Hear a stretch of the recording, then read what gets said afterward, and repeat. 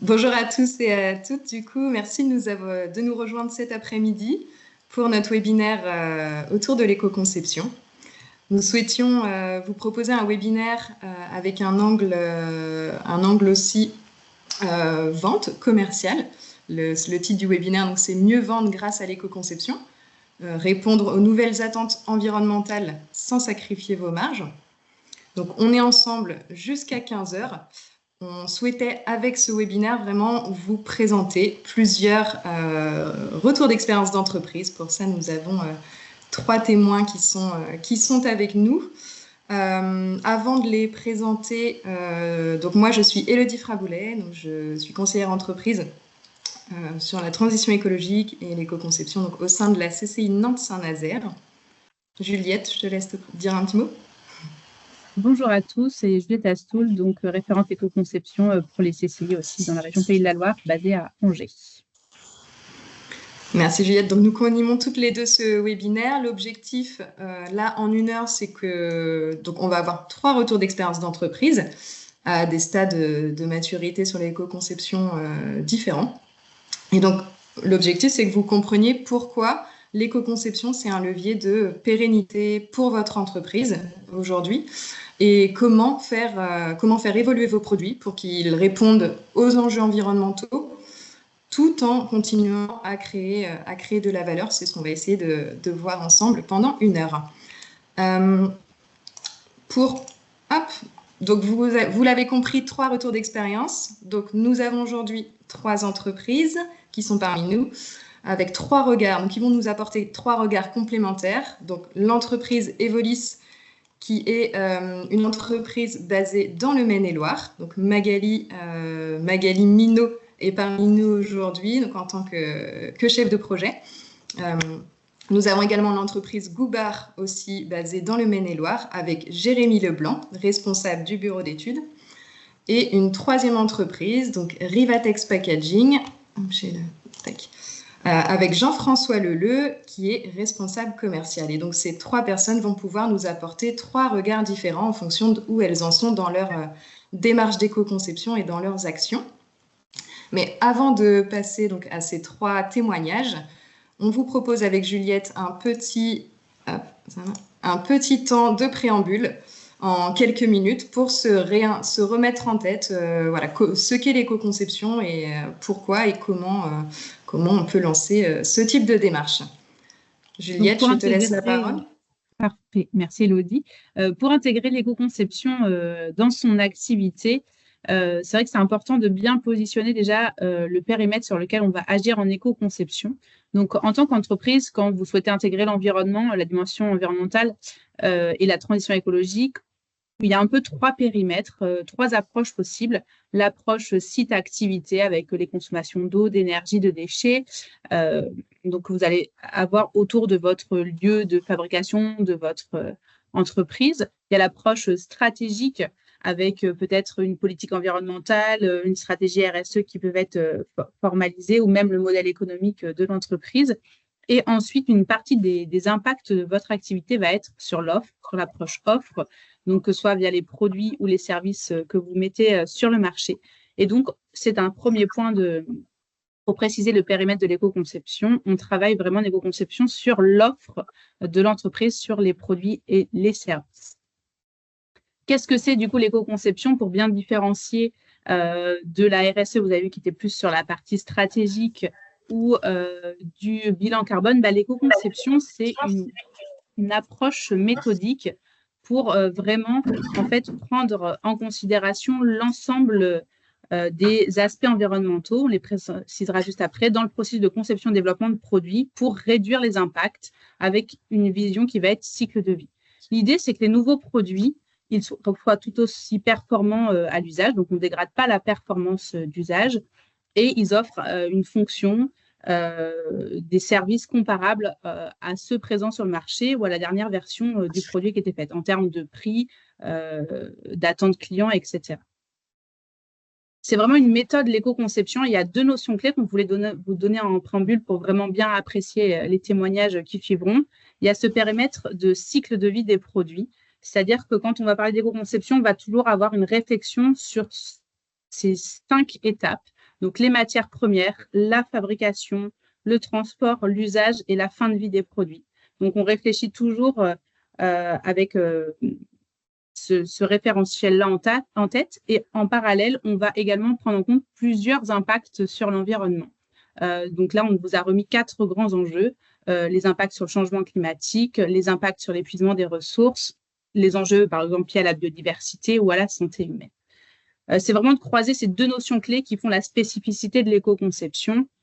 On est dans une approche vraiment multicritère d'impact. C'est ce qui fait aussi que c'est une approche qui va être assez complète.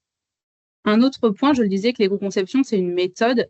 C'est-à-dire qu'on va avoir 6 étapes à suivre là pour faire, par exemple, l'éco-conception d'un premier produit dans une entreprise. Donc, forcément, on va d'abord identifier tous les enjeux stratégiques en lien avec cette première boucle d'éco-conception dans l'entreprise. Et ensuite, l'étape B, c'est vraiment le cœur de l'éco-conception et ce qui le différencie, c'est on va faire une évaluation environnementale, une ACV, une analyse du cycle de vie. Vous avez peut-être déjà entendu parler de ce terme-là. Et c'est vraiment cette quantification des impacts qui va permettre d'identifier les enjeux principaux d'impact et de chercher les pistes d'éco-conception et ensuite de faire une évaluation environnementale comparative une fois qu'on aura mené des actions sur le produit et d'aller jusqu'à la communication aussi environnementale et mise sur le marché du produit. Donc, c'est vraiment une démarche un peu itérative. On peut faire la boucle plusieurs fois et dans le temps. Et donc, ça, c'est l'approche qu'on fait sur les produits. Mais pour arriver à piloter ça en entreprise, il va falloir structurer différents outils en interne, que ce soit en R&D, en marketing, dans les achats, pour vraiment intégrer cette méthode au cœur des activités d'une entreprise. Pour terminer ce petit préambule, les entreprises aujourd'hui qu'on accompagne en éco-conception vont à ce sujet pour différentes raisons, que ce soit pour se différencier commercialement, pour également, bien sûr, réduire l'impact des produits. Qui dit aussi parfois réduction d'impact, dit mettre par exemple moins de matière et donc dit parfois optimiser tout ce qui va être coût matière, coût d'énergie, donc des leviers plutôt financiers. Mais il y a également développer la fidélisation des clients, donc en répondant à leurs demandes et aussi en rendant très pragmatique et opérationnel, par exemple la stratégie RSE d'une entreprise. Il y a également des raisons réglementaires aujourd'hui. On vous en a cité quelques-unes là sur le support. Ça se renforce et donc du coup d'être en anticipation de ces réglementations, ça peut être vraiment intéressant. Il y a des bénéfices aussi internes à faire de l'éco-conception pour fédérer des équipes parce que ça va être une démarche pluridisciplinaire dans l'entreprise. Un 5e point, ça va être d'interagir dans sa chaîne de valeur en lien avec ses fournisseurs et ses donneurs d'ordre et de plus parler uniquement de qualité, coût ou délai, mais aussi parfois d'avoir dans les échanges des critères environnementaux qui se mettent de plus en plus en place. Ça, on le voit de plus en plus dans l'entreprise qu'on peut accompagner. Et un signal encore un peu faible, mais qui se développe, c'est que de plus en plus, les financeurs, qu'ils soient internes, si on est rattaché à un groupe ou externe des banques, demandent des cotations aussi d'impact et des activités d'entreprise. Donc, ça fait de nombreuses raisons d'intégrer l'éco-conception. Merci beaucoup, Juliette. Alors, nous allons donc voir maintenant les 3 témoignages, nos 3 témoins. Donc, on vous l'a dit, donc 3 entreprises. Donc, il y a l'entreprise Evolis, qui a plutôt un niveau de maturité assez expérimenté, donc, qui va vous expliquer un petit peu ce qui l'a motivé à faire de l'éco-conception un réflexe et comment l'éco-conception s'intègre au cœur de son métier. Il y a également donc l'entreprise Goubert qui débute dans sa première démarche d'éco-conception et qui va vous partager donc ses découvertes, ses premières découvertes, les premiers bénéfices concrets aussi qu'ils peuvent voir, qu'ils peuvent déjà percevoir dans le développement. Et l'entreprise Rivatex, donc qui est une future engagée qui est déjà convaincue du potentiel de l'éco-conception et qui a déjà mené des actions concrètes et qui va vous expliquer voilà, ce qu'il a décidé à faire le pas aussi vers l'éco-conception. Donc pour ça, nous avons, je vais commencer tout de suite avec Magali Minot, donc qui est chef de produit dans l'entreprise Evolis. Bonjour Magali. Elodie, bonjour à tous. Bonjour, alors merci Magali d'intervenir cet après-midi avec nous. Je vais vous laisser la main pour que vous puissiez un petit peu présenter voilà, le contexte de votre entreprise, Et puis, avant d'aller sur les questions concrètes en termes de votre démarche d'éco-conception, on pourra diffuser également votre petite vidéo. Donc, je vous laisse prendre la parole pour présenter un petit peu votre... Donc, Evolis, c'est une entreprise qui est située à Beaucouzé, à côté d'Angers. Notre cœur de métier, c'est la personnalisation de cartes pour l'identification de personnes et de biens.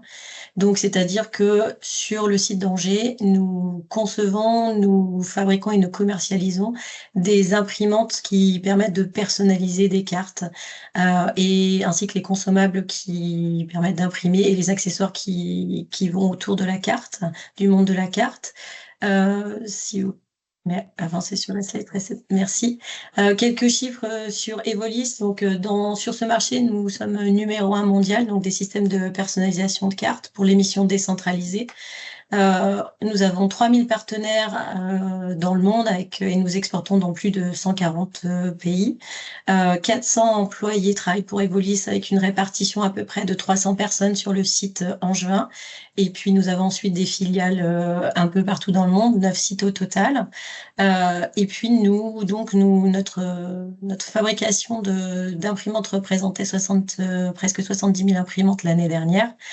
Donc, concernant l'offre, comme je disais, donc c'est majoritairement le cœur de nos produits, ce sont les imprimantes. Les consommables, je pourrais dire que pour expliquer, c'est l'équivalent des cartouches dans les imprimantes carte papier. C'est ce qui permet d'imprimer sur la carte plastique. Nous avons aussi des filiales qui vendent tout ce qui peut être accessoire d'identification, donc les supports de badge, par exemple. Nous intégrons aussi des tablettes de signature qui permettent, typiquement dans une banque ou pour une carte d'étudiant, de venir signer sa carte. Et puis des solutions logicielles aussi qui permettent de personnaliser l'intégration dans l'environnement informatique de nos clients. Et nous avons un service qui est en charge de personnaliser nos différents produits pour être au plus proche du besoin des utilisateurs finaux.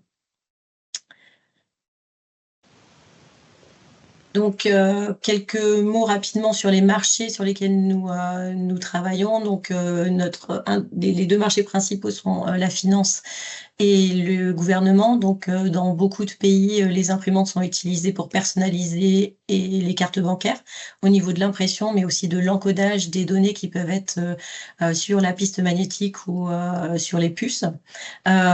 Concernant les marchés du gouvernement, nous intervenons dans la personnalisation des cartes d'identité, des permis de conduire, des cartes d'électeur, par exemple. Nous sommes aussi présents sur les marchés de l'éducation, de la santé, du transport, hospitalité, loisirs, et puis tout ce qui peut être entreprise pour l'identification des employés, le contrôle d'accès, les badges visiteurs, etc. En termes de schéma de distribution, donc nous travaillons en B2B, donc avec plusieurs niveaux de distribution. Nous passons généralement par des distributeurs qui eux-mêmes vendent à des revendeurs qui ensuite vendent à l'utilisateur final. Donc nous avons finalement peu de liens avec l'utilisateur final, ce qui peut, dans la démarche d'éco-conception, en tout cas, être plus compliqué, surtout sur ce marché, en fait, d'avoir un retour direct de l'utilisateur final par rapport à ses attentes, et c'est ce que nous avons essayé de développer avec EcoProduire. Et puis, nous avons certains cas sur les produits qui sont personnalisés où nous travaillons avec ce qu'on appelle un intégrateur qui, lui, va proposer une solution plus globale, intégrant une offre logicielle et qui s'adresse directement à l'utilisateur final. D'accord, merci Magali. Justement, en parlant de cette démarche d'éco-conception, je vais maintenant vous proposer du coup la vidéo que vous avez réalisée grâce au programme. Et vous aurez l'occasion après la vidéo du coup d'en échanger avec Juliette. Alors vous allez me confirmer que le son et la vidéo fonctionnent bien. Ça fonctionne? Non, là, il n'y a pas de son. Non, on n'entend pas de son. Ah, vous n'avez pas le son? Non. Alors, donc vous avez bien la vidéo mais pas le son. Hop. Ça fonctionne bien de mon côté.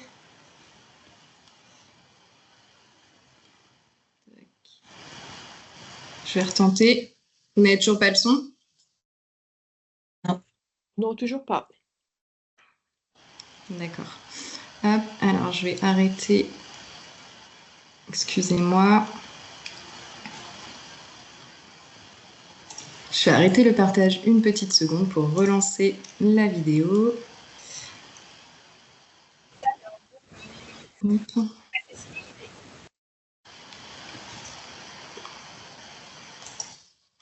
l'entreprise Evolis, elle a participé du coup, au programme Éco-Produire en 2024-2025. Donc, c'est un programme d'éco-conception qui dure 15 mois pour vraiment être formé et mener une première démarche complète. Peut-être en attendant, c'est bon, vas-y. Je retente la vidéo, vous allez me dire sans le... Est-ce que ça fonctionne? Vous avez le son? Oui, on a du son. Pardon. Très bien.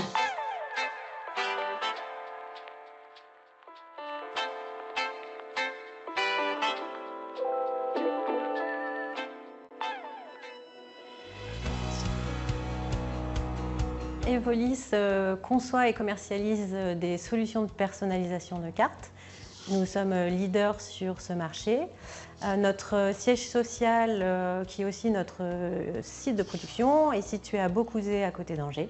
Mais nous avons 9 sites dans le monde pour près de 400 collaborateurs et un réseau de 3000 partenaires. C'est une question que Evolis se pose depuis déjà un certain temps, à savoir comment réduire l'impact environnemental de notre activité. Donc on a déjà mis en place des choses au niveau du site, au niveau des consommables donc, qui sont utilisés avec notre imprimante ou nos imprimantes. Mais là, l'objectif avec Éco-Produire, c'est d'aller plus loin et d'élargir cette démarche à l'ensemble de nos produits et sur l'ensemble de la chaîne de valeur. Et ce qui nous a séduit dans l'accompagnement, c'est que c'est vraiment une démarche de compromis dans le sens où il est important de prendre en compte la faisabilité technique, les impacts potentiels de prix, mais aussi les retours du marché et les attentes des clients. Alors les ACV, c'est quelque chose qu'on connaît chez Evolis, puisqu'on en fait depuis quelques années maintenant, systématiquement sous-traité. Là, l'idée, c'était plutôt, avec cette formation, de gagner en autonomie là-dessus.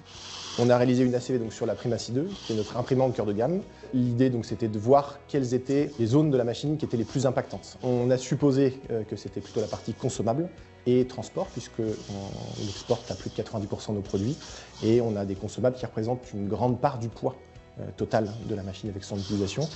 Il s'avère que ce n'était pas le cas et que c'est plutôt l'imprimante en elle-même qui est la plus impactante, en particulier les pièces techniques, donc avec de la fibre de carbone, les éléments métalliques ou électroniques.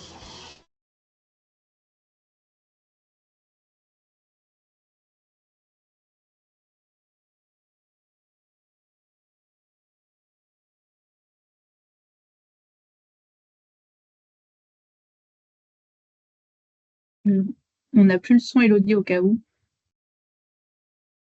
Peut-être remettre ton micro.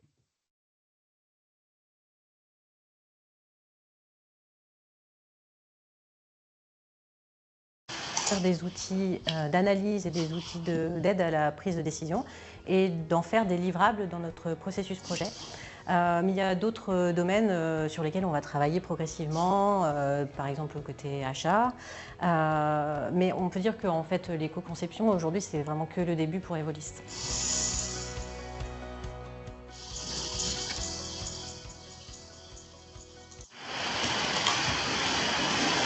Merci d'avoir visionné du coup, cette vidéo et pour les petits couacs du live. Juliette, je te laisse reprendre du coup. Oui, et si tu veux mettre en plein écran ouais, aussi après la présentation. Ma première question, peut-être Magali, c'est d'essayer de se rappeler quel était le déclic initial d'initier, pourquoi vous avez décidé en fait, de vous lancer dans cette démarche d'éco-conception chez Evolis. Oui, alors du coup, effectivement, comme on le disait sur la vidéo, c'est une démarche qu'on a initiée il y a déjà longtemps.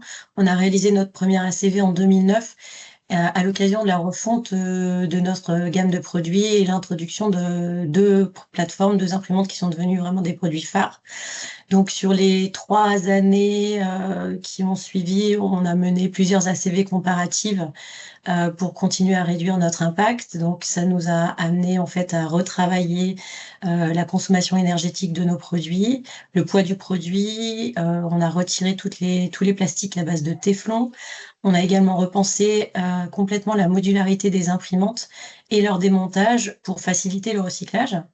En parallèle, depuis 2009, on a également mené des ACV sur les consommables, c'est-à-dire donc les rubans et les cartes, en travaillant sur des changements de matière, l'augmentation des capacités ou l'élargissement de notre offre de cartes à des cartes qui soient basées à base de matières moins impactantes, comme des cartes papier, des cartes PL à bois ou du PETG recyclé. Donc c'est une démarche qu'on avait engagée depuis un certain temps, mais qui était externalisée et surtout, elle n'était pas systématique à chaque développement de produit et elle était très peu communiquée en interne. Donc pour nous, s'inscrire à ce programme éco-produire, c'était aussi en fait l'idée de franchir un cap supplémentaire et de venir réellement ancrer l'éco-conception dans notre processus de développement de produits. En effet, on peut voir que vous étiez déjà bien avancé puisque du coup, il y avait des ACV de fait et du coup, c'est une étape de plus de diffuser l'éco-conception dans l'entreprise. Et concrètement, du coup, on a pu le voir dans la vidéo, il y a eu une ACV qui a été faite sur un produit avec une prise de confiance aussi qui s'est élargie au niveau du bureau d'études. Concrètement, quels changements ont été opérés, notamment pendant éco-produire dans l'entreprise? Il y a eu plusieurs choses, mais qui ont été amenées aussi par la manière dont la formation, en fait, le programme éco-produire est organisé.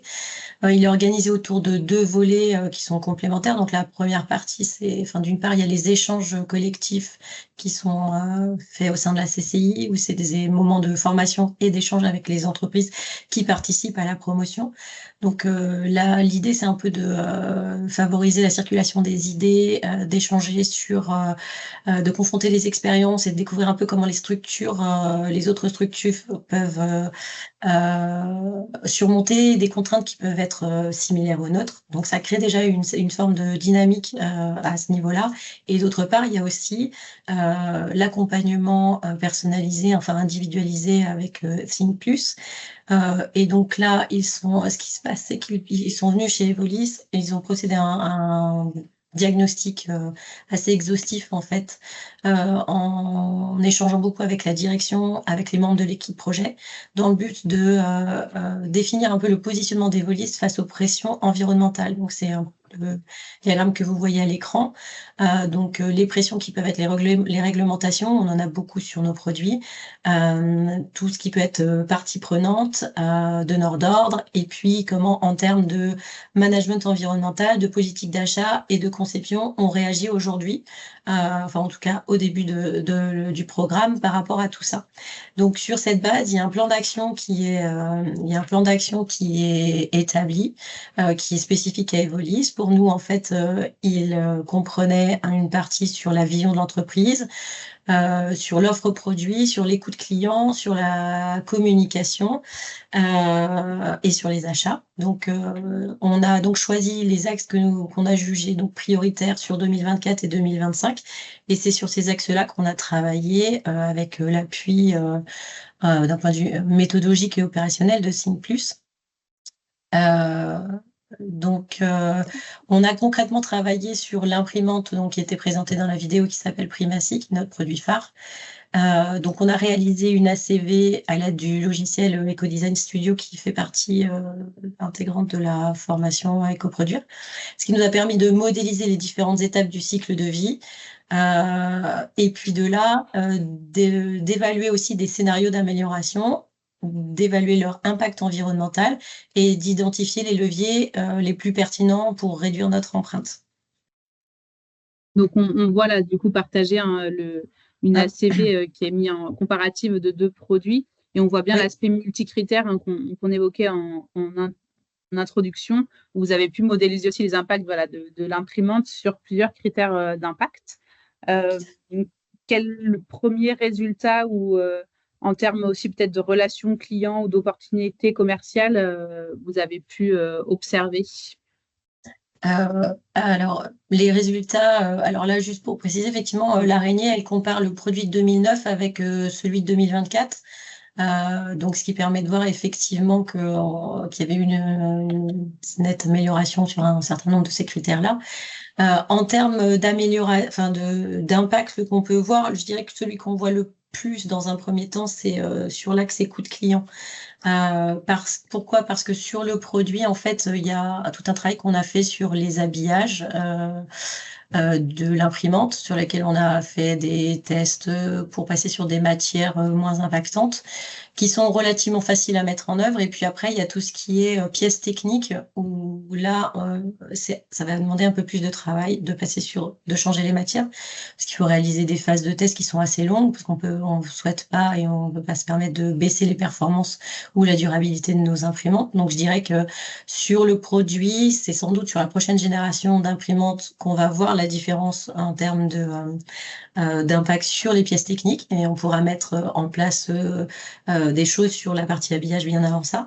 Et sur l'axe écoute client, qui était un axe fort du plan d'action, donc on a profité en 2025 des 25 ans d'Evolis, où on avait organisé un événement qui réunissait à peu près un peu plus de 150 de nos partenaires à Angers, des partenaires qui venaient du monde entier. Donc, on a du coup organisé un pôle éco-conception au sein duquel on a présenté les différentes matières sur lesquelles on a fait des tests d'injection pour leur montrer ce que ça voulait dire en termes d'esthétique produit.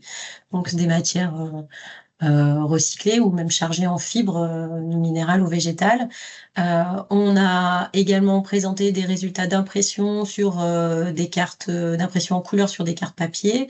On a fait tout un pôle en fait expliquant le parcours d'Evolis en termes d'éco-conception, montrer les résultats concrets, parce que tout ça, ça n'avait jamais été communiqué à nos clients. Donc on avait fait des choses, même en interne finalement. Il y avait peu de personnes qui savaient qu'on avait fait tout ça. Donc, l'idée, c'était effectivement de leur montrer que c'était quelque chose d'important pour Evolis déjà depuis longtemps, de mieux sentir les attentes de leurs propres clients sur leur marché, d'essayer de tester avec eux l'acceptabilité des potentiels impacts sur le design du produit, sur le prix, la durabilité de nos produits avec un nouvel indice de durabilité sur lequel on a travaillé aussi à l'occasion du programme Éco-Produire. Donc, concrètement, l'impact, c'est qu'ils ont réellement vu que Evolis était vraiment engagé dans cette démarche-là. On a identifié un certain nombre de partenaires qui étaient complètement ouverts et volontaires pour travailler ces sujets-là avec nous, avec lesquels on va poursuivre ces démarches. Ok, c'est super de voir ces bénéfices là. Et on a pu le comprendre aussi dans la vidéo, l'éco-conception, ça se fait progressivement avec les équipes, c'est un processus. Ouais. Et comment ça s'est traduit pour Evolis? Pour ancrer l'éco-conception durablement, on a travaillé sur notre processus de développement de produits. Donc, c'est un processus qui est en place et qui est structuré depuis une quinzaine d'années, qui définit en fait les différentes phases du projet, les livrables, les jalons et les critères de validation pour passer d'une phase à l'autre, tout en garantissant l'objectif du projet. Donc, ce qu'on a fait, c'est qu'on a rajouté des livrables liés à l'éco-conception dans chacune des phases. Ça commence au moment de l'expression des besoins, où là, c'est charge au marketing de définir en fait un objectif d'ACV par rapport à ce qu'on connaît, à l'historique qu'on connaît maintenant de nos produits, et aussi de définir un objectif d'indice de durabilité. Donc, je présenterai peut-être cet indice, je peux le présenter maintenant. On s'est inspiré de l'indice de réparabilité qui existe et qui a été créé par l'ADEME, qui existe plutôt sur des produits grand public, de type téléviseur ou réfrigérateur. Donc, il n'y a pas d'indice équivalent pour les cartes, pour les imprimantes papier, ni même donc évidemment pas pour les imprimantes à carte. Donc, ce qu'on a fait, c'est qu'on a pris la grille d'évaluation du produit le plus proche du nôtre, et donc on s'en est inspiré pour l'adapter à la fois à nos schémas de distribution, et aussi aux composants qui sont dans l'imprimante. Et donc, cet indice de durabilité, c'est quelque chose, au global, on a une note, ça donne une note pour le produit, et l'objectif, c'est de pérenniser cet indice-là et de progresser à chaque fois. Donc, dans l'expression de besoin, on veut effectivement aussi mettre un objectif d'indice de durabilité. Et au moment de l'étude de faisabilité, le bureau d'études a conçu une grille d'évaluation des matières, qui est un outil d'aide à la décision, qui permet de dire, voilà, en plus des caractéristiques techniques des différentes matières, quel est leur indice en termes d'éco-conception, et ce qui permet de choisir à caractéristiques plus ou moins équivalentes, de choisir la moins impactante. Donc, dans la phase étude de faisabilité, cette grille évaluation des matières, elle entre en jeu maintenant et elle va nous aider à prendre des décisions. On va également réaliser une ACV simplifiée à ce stade-là pour voir un peu ce que le produit pourrait avoir comme impact en comparaison avec les produits qu'on a déjà dans notre catalogue, et une projection d'indice de durabilité. Donc, ces critères-là et les résultats d'ACV rentrent dans nos critères de validation du projet. Donc, on est sur des critères classiques de coût d'investissement, planning, coût BOM et spec produit, mais on va aussi rajouter les résultats d'ACV pour être sûr que effectivement on part bien dans la bonne direction, on n'a pas de transfert d'impact avec ce qu'on est en train de faire, etc. Et à chaque étape derrière qui vont suivre dans le process de développement de produit, on s'assure, puisque le produit va être amené à évoluer, on s'assure qu'en termes d'ACV et d'indice de durabilité, on est toujours à l'objectif. Donc voilà ce qu'on a fait en fait pour ancrer durablement, être sûr que tous les produits qu'on va lancer maintenant auront bien cet œil éco-conception. Merci beaucoup de ce partage qui permet d'illustrer à la fois qu'on peut travailler en éco-conception sur un produit pour l'améliorer, comme on l'a dit avant, mais également l'éco-conception, c'est intégrer cette méthode au cœur des processus de l'entreprise. Et là, c'est une illustration très concrète de l'intégration avec des jalons et des go-no-go dans le processus de développement de produits. Pour terminer, juste un dernier point, peut-être qu'est-ce que vous avez apprécié dans le programme Beaucoup de choses. On a vraiment, chez Evolis, on a vraiment apprécié à la fois les moments d'échange collectif qui sont vraiment très intéressants, pour lesquels on peut s'inspirer vraiment de ce que chacun rencontre sur ses propres marchés, et puis l'accompagnement aussi de Think Plus qui est très opérationnel, c'est très concret, ça permet de mettre en place des choses très rapidement. La durée du programme est très adaptée. Au début, on se dit effectivement 15 mois, ça peut être un peu long, mais en fait, si on veut vraiment mettre en place des choses, ancrer, avoir une démarche un peu pérenne, c'est le temps qu'il faut à minima, vraiment pour mettre en place des choses et tirer le meilleur profit de l'accompagnement. Ok, super. S'il y a une ou deux questions, il y avait une question, je pense qu'on a répondu, quelle méthode et outils pour la CV, du coup c'est Eco Design Studio, et du coup c'est sur base impact ou base Eco-Invent en termes de base de données. Et combien de temps est-ce que cela prend de faire une ACV? Autre question. Ça dépend de la structure des produits. Chez nous, c'est relativement fastidieux, c'est assez long parce mais il y a des BOM qui sont plus complexes, mais l'imprimante en question, on a plus de 200 composants qui permettent de la fabriquer. Donc, pour chacun des composants, il faut rentrer en fait dans le logiciel, il faut rentrer le poids, les matières, l'origine. Donc, c'est quand même assez fastidieux. Et puis ensuite, il faut aussi mettre en termes de données les schémas de distribution. Donc, il faut faire des hypothèses de distribution jusqu'au client final, dans chacun des pays ou dans les grandes zones dans lesquelles on exporte. Donc, ça peut être un petit peu fastidieux. Maintenant, nous, c'était un premier travail qui était assez long, mais du coup, comme nos imprimantes ont un cœur d'impression qui peut être plus ou moins commun, ça va quand même nous faciliter la tâche pour les prochaines ACV. En effet, les ACV selon les entreprises, c'est très variable de temps. Ça peut aller de quelques heures jusqu'à quelques semaines, mois après, pas de travail, mais du coup, le temps de collecter les données, de les intégrer. Ça dépend vraiment de la niveau de complexité des produits. C'est difficile de donner une estimation des fois. Est-ce qu'il y a une dernière question? Sinon, on pourra en prendre à la fin. En tout cas, merci beaucoup, Magali, de ce partage. Bien, Juliette. Merci Magali. Effectivement, n'hésitez pas à poser toutes vos questions dans le chat, même si on n'a pas le temps d'y répondre dans le cadre de ce webinaire, parce qu'on est, voilà, si on veut respecter le timing de 15 heures, on va passer tout de suite au deuxième retour d'expérience, mais on pourra vous mettre en relation avec les témoins qui interviennent aujourd'hui et puis répondre à vos questions ensuite, plus tard après le webinaire. Donc n'hésitez pas.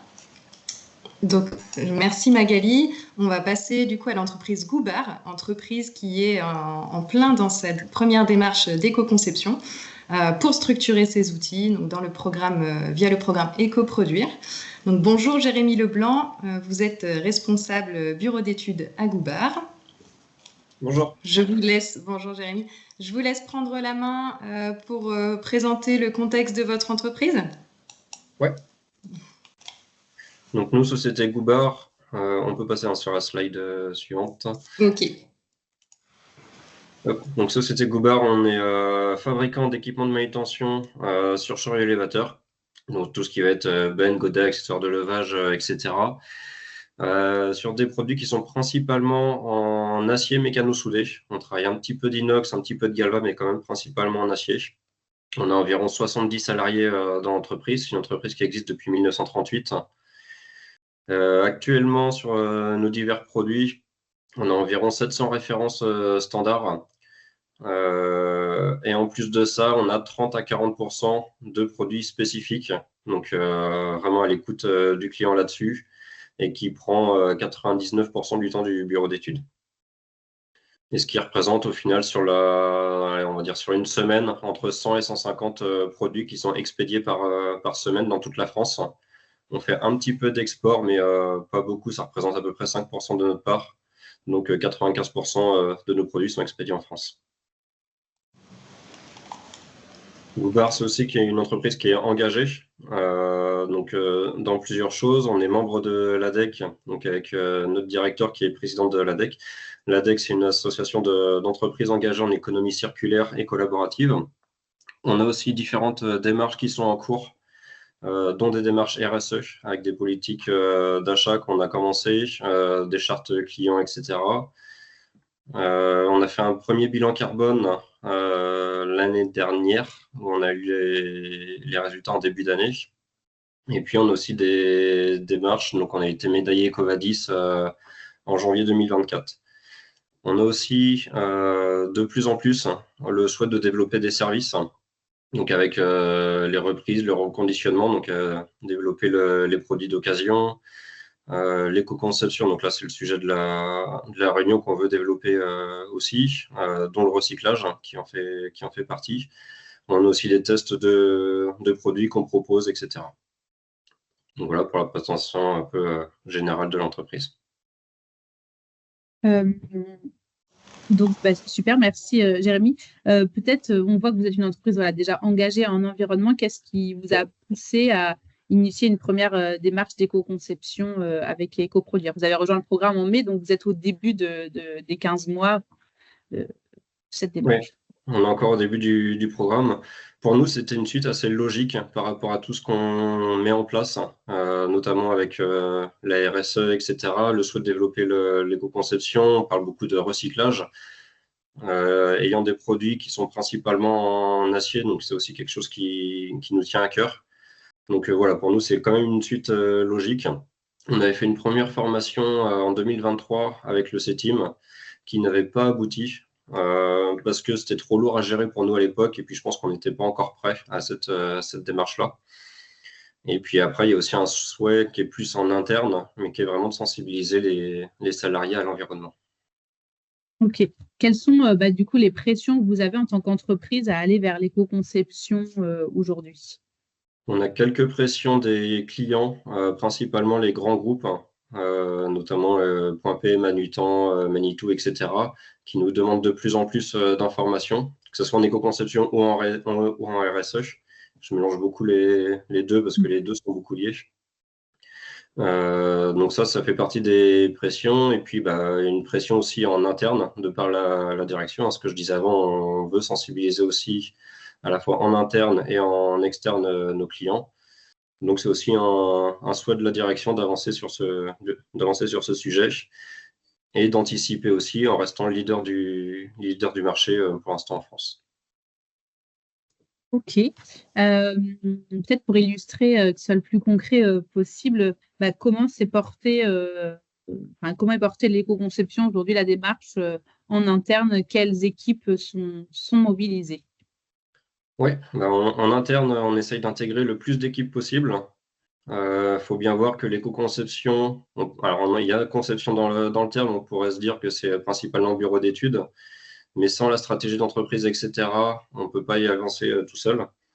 Donc, on essaye d'intégrer à la fois le service commercial, le bureau d'études évidemment, le bureau des méthodes qui sera un peu plus lié avec l'atelier. On va essayer d'intégrer aussi le service achat au niveau des approvisionnements matières, fournisseurs extérieurs, etc. Donc voilà, on essaye de développer vraiment l'ensemble et d'être vraiment multiservice sur ce sujet.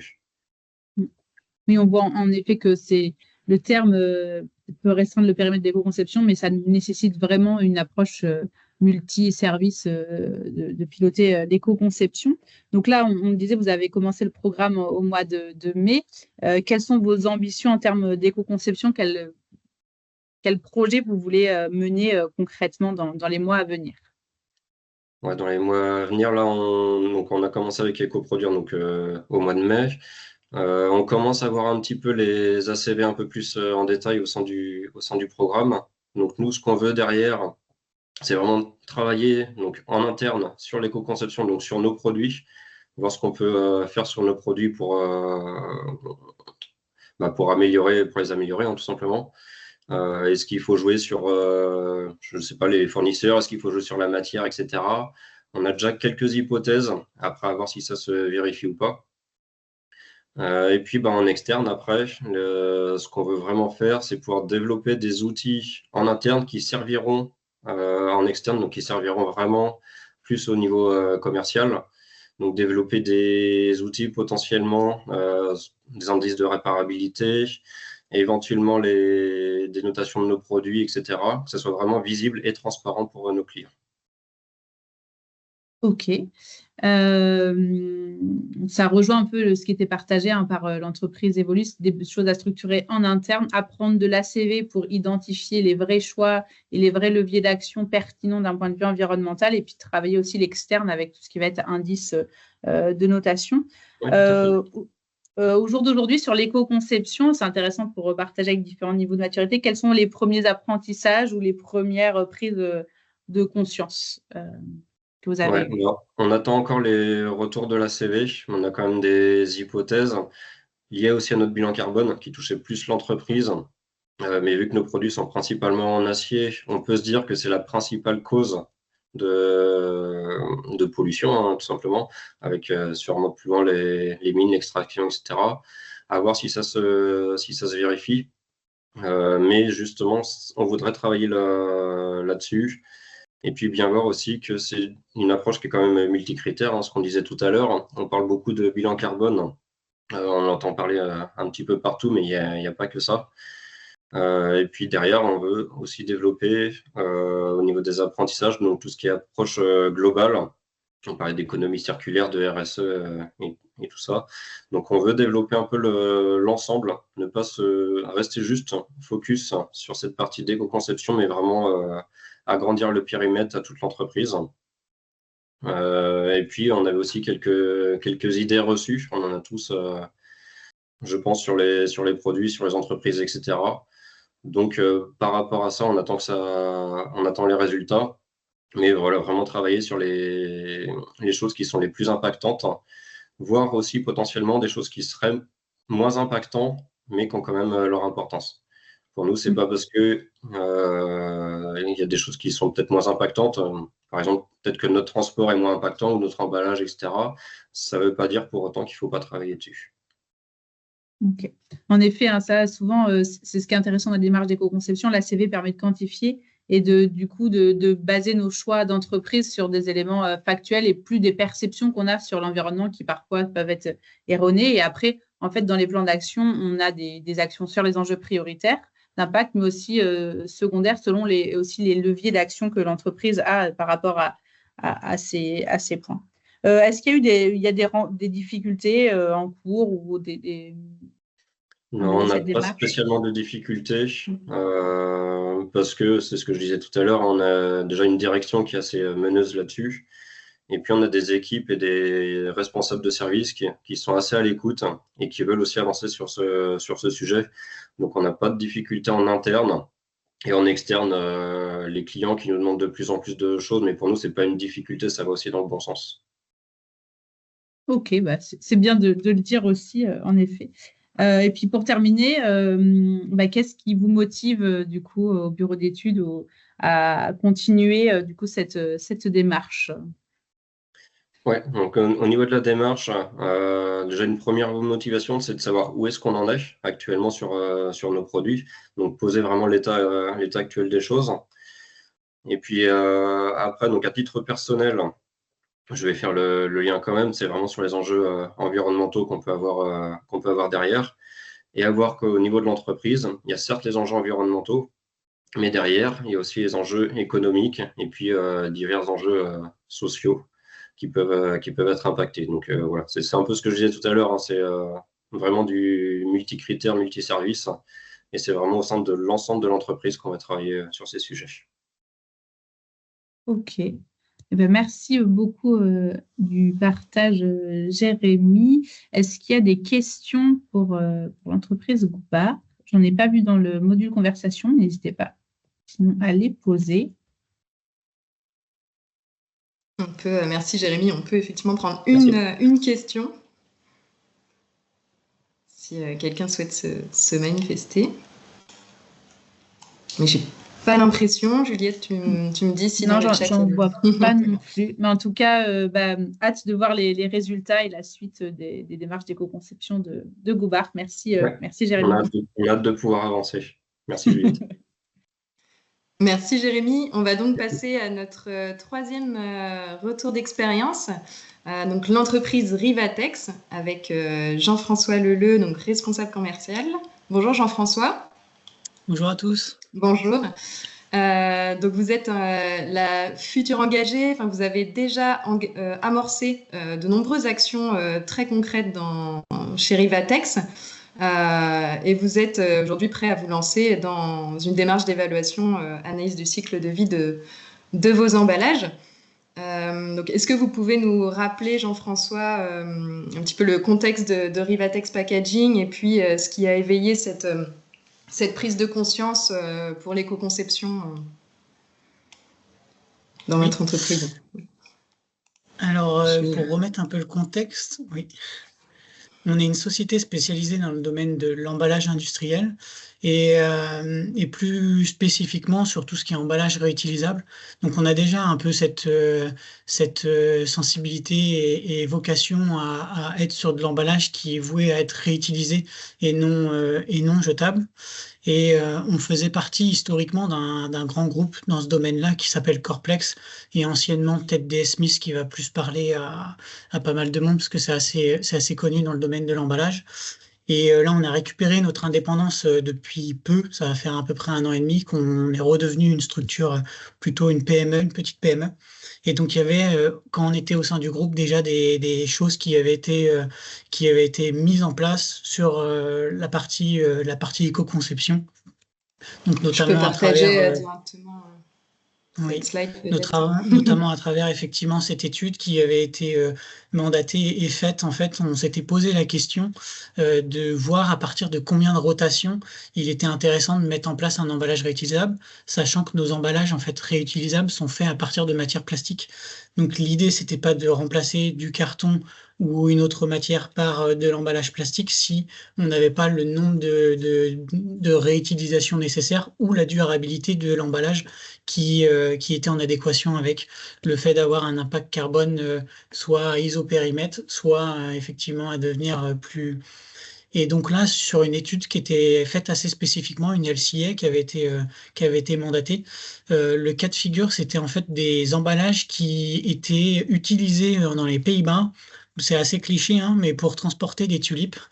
Cet emballage-là était historiquement fait en carton, dans lequel ils avaient mis un film plastique pour l'eau, parce que les tulipes étaient encore un peu humidifiées pour qu'elles arrivent en magasin encore on va dire, préservées. Et donc, le flux de ces emballages-là partait des Pays-Bas, allait jusqu'en Angleterre, notamment pour ce cas de figure très, très spécifique. Et donc, ils avaient pris en compte pour faire le LCA, ils avaient pris en compte tous les facteurs, donc de l'extraction de la matière plastique, de la transformation à la fabrication de l'emballage, à son transport également, pour essayer de déterminer à partir de quel moment on était sur un impact carbone neutre, à partir de combien de réutilisation, plus précisément. Et donc, on voyait qu'on était à 7 réutilisations d'emballage à un impact carbone neutre. Donc, l'objectif derrière, c'était de pouvoir calculer et sans faire de greenwashing, de se dire à partir de combien de réutilisation le client allait avoir un impact carbone positif. Et après l'idée aussi du client, c'était de pouvoir avoir un retour économique dessus. Merci Jean-François. Et vous avez donc il y a la démarche qui était engagée par le groupe Corplex, donc que vous essayez aujourd'hui de continuer, de perpétuer chez Rivatex, mais vous avez aussi des pressions, notamment des pressions clients, pour continuer dans ces démarches d'éco-conception.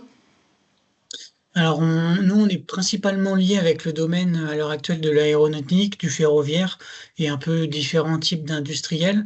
Et effectivement, de plus en plus, on a des cas de figure où sur des sujets, on va avoir intégré dans leur cahier des charges des indices qu'ils appellent des indices d'éco-conception. Et donc, nous, on commence de plus en plus à être drivé un peu par ces réflexions-là.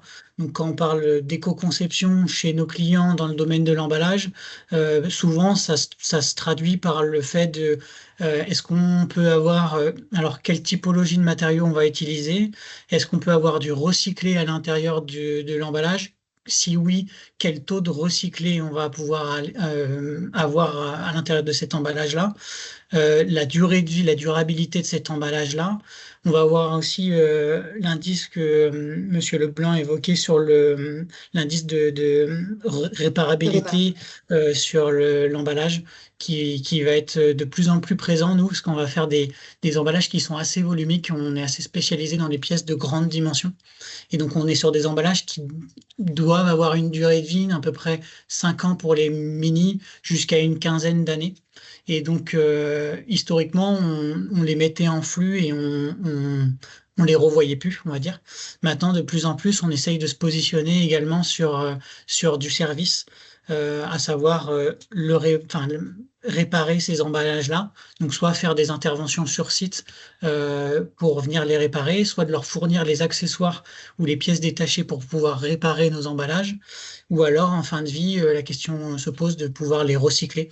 Donc, les récupérer pour pouvoir les recycler. Ou, de plus en plus, toujours dans cet aspect un peu de service, on commence à se poser de plus en plus de questions de les récupérer pour pouvoir faire du reconditionnement. Et donc, se dire, on les répare et ça nous permet de les remettre dans un flux logistique chez d'autres clients qui vont pouvoir, eux, acheter du reconditionné ou des emballages d'occasion. Donc, il y a un peu ces questions-là qui se posent de plus en plus. Et le dernier sur la partie éco-conception qu'on va avoir, c'est la partie monomatériaux.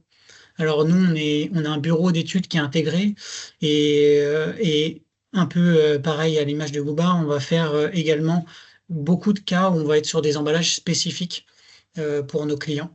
Et donc là, ça nous permet, quand on est sur des emballages qui ne sont pas standards et spécifiques, d'essayer de réfléchir au maximum pour pouvoir avoir des emballages qui sont en monomatériaux pour qu'en fin de cycle, on puisse les recycler sans avoir à les démanteler ou à les désassembler. Oui, vous avez notamment partagé des études de cas Là, on a une étude de cas qui est assez concrète. Je l'ai mise. Notre vocation, en fait, est de remplacer un peu l'emballage perdu. Donc là, on voit un peu ce que ça peut donner en concret.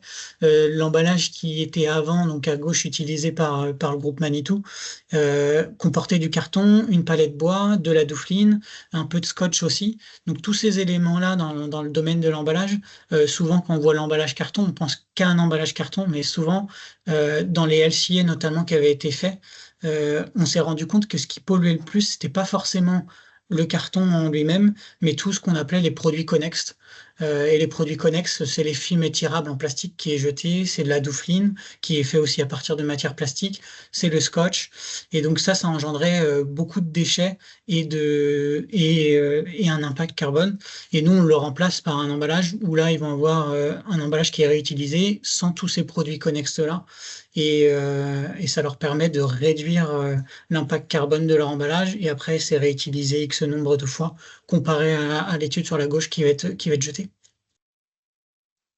Merci Jean-François. Effectivement, vous nous avez partagé également d'autres études de cas avec d'autres retours clients, que vous travaillez vraiment sur ce sujet avec vos clients, et c'est ce qui vous fait aller de plus en plus vers l'éco-conception. Je ne sais pas si vous voulez dire aussi un petit mot de l'étude de cas avec IDEA ou celle avec Wärtsilä, par exemple. Pour prendre celle de Wärtsilä, par exemple, ici, nous, on va beaucoup intervenir dans l'aéronautique maintenant de plus en plus, qui historiquement, ils étaient très, comment dire, liés avec des emballages bois.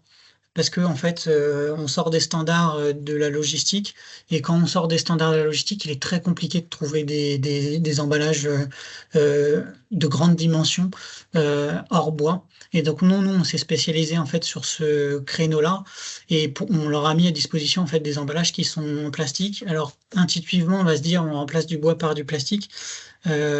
L'idée là, c'était d'augmenter la durabilité, parce qu'il faut savoir qu'en fait, sur ces emballages qu'ils ont, ils sont très souvent stockés en extérieur, et donc ils ont une durabilité qui est de l'ordre de 2 à 3 ans. Des fois, ils vont un peu plus selon le CP. Il y a du CP marine qui est traité et autres, mais ils vont avoir des emballages qui vont être beaucoup moins durables parce qu'il est exposé aux intempéries.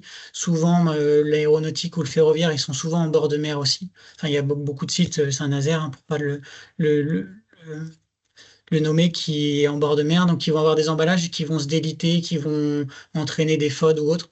Et donc on a, nous, remplacé de petit à petit, on remplace ces emballages-là qui sont en bois par des emballages qui vont être plus durables. Donc c'est ce que je disais, nous, on va plutôt être sur l'ordre de vie d'une dizaine d'années, voire une quinzaine d'années. D'accord. Et donc on voit que vous avez vraiment plein d'actions concrètes de par aussi vos clients qui sont mises en place sur l'éco-conception. Et aujourd'hui, vous n'avez pas forcément de structuration de la démarche, c'est ça? De votre démarche d'éco-conception,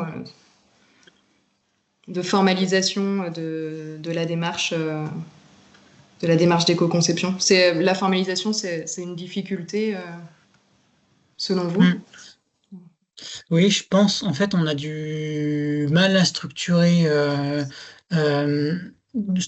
en fait cette proposition alternative justement sur de l'emballage réutilisable, dans le sens où on va plutôt être drivé par les cas d'études clients, et pour l'instant, à l'heure actuelle, on est principalement capable de dire le client a une problématique, on va répondre à sa problématique, mais on va pas pouvoir rentrer dans le détail en lui disant avec cette mise en place-là, vous aviez eu un vrai impact sur votre démarche RSE, on a un vrai impact sur l'éco-conception de notre emballage, et donner des informations chiffrées avec de la data sur l'impact réel qu'on a.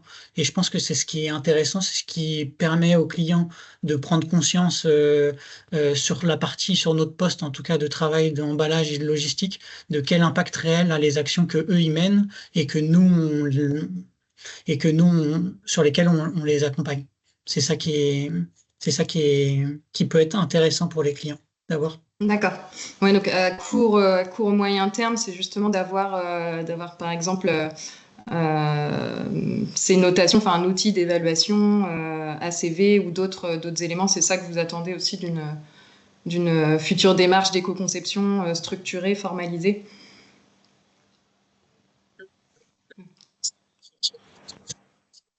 Qui va nous permettre de rentrer dans le concret et de pouvoir chiffrer ça sans rentrer dans le greenwashing et de comprendre vraiment les impacts qu'on a réels et des fois d'avoir des biais cognitifs ou autres, d'avoir vraiment quelque chose de concret, un outil sur lequel on puisse s'appuyer. Ça serait vraiment quelque chose sur lequel on aimerait bien tendre.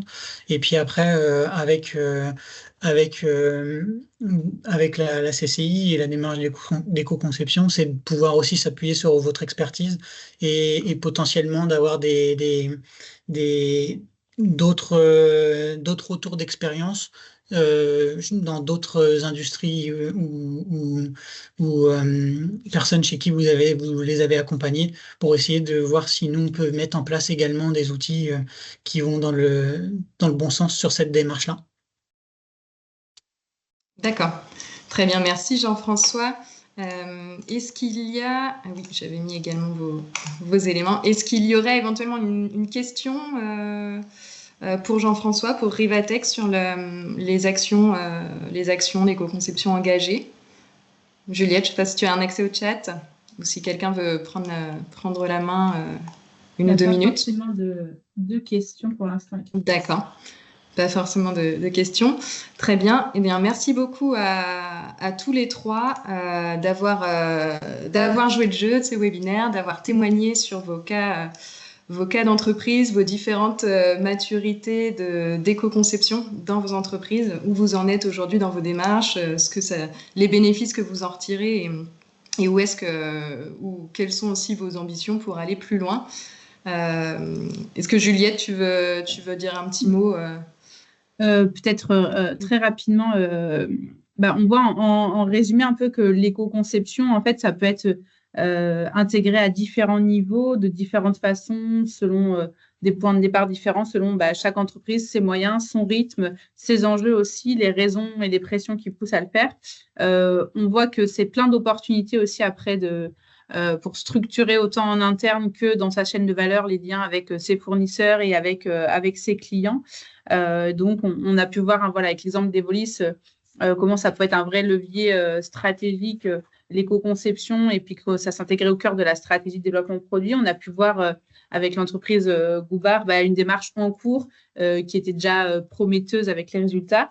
Et puis avec Rivatex, le lien qui peut être fait avec des besoins clients très spécifiques et l'envie d'aller plus loin pour justement, en termes de communication, être très précis et le plus pertinent possible. Donc, en fait, chaque entreprise peut intégrer ce sujet d'éco-conception, quel que soit son secteur d'activité. On a eu beaucoup d'exemples en B2B aussi. Souvent, on se dit peut-être que ça va être plus compliqué, mais en fait, toute entreprise peut vraiment intégrer ce sujet de l'éco-conception au cœur de son activité. Merci Juliette. Est-ce que Magali, Jérémy ou Jean-François, est-ce que l'un de vous trois aurait un petit conseil à donner aux entreprises qui souhaitent se lancer pour conclure? Si l'un de vous trois veut prendre la parole pour un dernier conseil pour se lancer dans l'éco-conception. Vas-y Magali. Je sais pas, un conseil, je sais pas. En tout cas, j'aurais tendance à dire que même si vous avez déjà engagé des démarches, il faut pas hésiter à faire appel à des structures et à des aides et à des accompagnements tels que Éco-Produire, parce que je pense que pour pérenniser, parce que l'accompagnement, il aide à garder la dynamique de l'équipe projet, il aide à aller plus loin que ce qu'on aurait nous-mêmes imaginé. Et je pense qu'il ne faut pas hésiter à se lancer. Et puis, je ne sais pas, comme c'est aussi quand même une aventure humaine, personnelle, ça fait évoluer aussi personnellement. Ça peut être bien aussi de choisir des pilotes qui ont déjà de l'appétence pour ces sujets. Et je pense qu'il peut y avoir plein de nouvelles choses qui ressortent de l'expérience. Merci beaucoup Magali. Merci à tous les trois. On va pouvoir conclure ce webinaire avec quelques minutes de retard. Désolée. En reprenant donc le dispositif de la CCI. Donc, en termes d'éco-conception, la CCI propose un flash diag, donc c'est un autodiagnostic de 10 minutes qui est gratuit en ligne, que vous pouvez faire déjà pour évaluer la maturité de vos entreprises.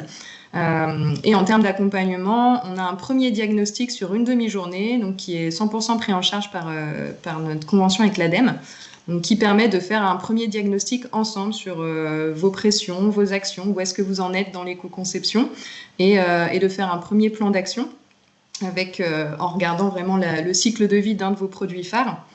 Et ensuite, on a donc le programme Éco-Produire, un accompagnement sur 15 mois pour vraiment devenir autonome sur une démarche d'éco-conception avec un premier produit ou service voilà, que vous pouvez prendre en main de A à Z, avec donc 14 jours d'accompagnement, dont de l'individuel, du collectif, avec 3 jours de formation inclus, et dans les temps collectifs, des visites d'entreprise dès que c'est possible. Et donc c'est un accompagnement qui est suivi donc avec des experts en éco-conception de l'agence Think+, et qui vous mettent aussi à disposition l'outil d'ACV Eco-Design Studio.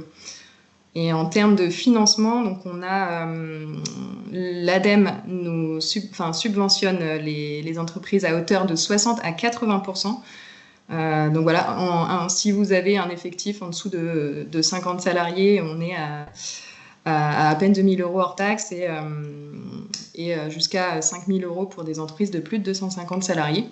Donc c'est vrai que le financement via l'ADEME est très intéressant. Et on a donc notre prochaine promotion, la promo numéro 7, qui se lance le 18 novembre. Donc il reste encore quelques places, c'est donc une promo régionale de 8 à 10 entreprises. N'hésitez pas à nous contacter, à revenir vers nous si vous souhaitez participer à cette future promo Éco-Produire, qui se lance donc le 18 novembre pour 15 mois. Et donc pour terminer, donc là on vous enverra ces éléments aussi. Ce sont les entreprises qui ont déjà participé au programme. Donc le programme actuel n'y est pas, le programme en cours n'y est pas encore. Mais voilà, on est à plus de 40 entreprises qui sont passées par Éco-Produire depuis 2019. Et sur vos territoires, donc vous avez tous les contacts affichés ici à l'écran, que ce soit Juliette et Pauline sur le périmètre régional, Angélique en Sarthe, Geoffrey en Mayenne, moi-même et Martin en Loire-Atlantique, et Julien et Anne-Cécile en Vendée. Vous aurez nos coordonnées, n'hésitez pas à nous solliciter sur le sujet si vous sentez qu'il peut y avoir une opportunité pour votre entreprise, sachant que le premier diagnostic est 100% pris en charge aussi par l'entreprise. Voilà, merci beaucoup à tous, merci à nos 3 intervenants, merci Juliette pour la co-animation, et on vous souhaite une très bonne journée, très bon après-midi. Merci Elodie, merci à tous de votre participation. Très bonne journée. Merci beaucoup.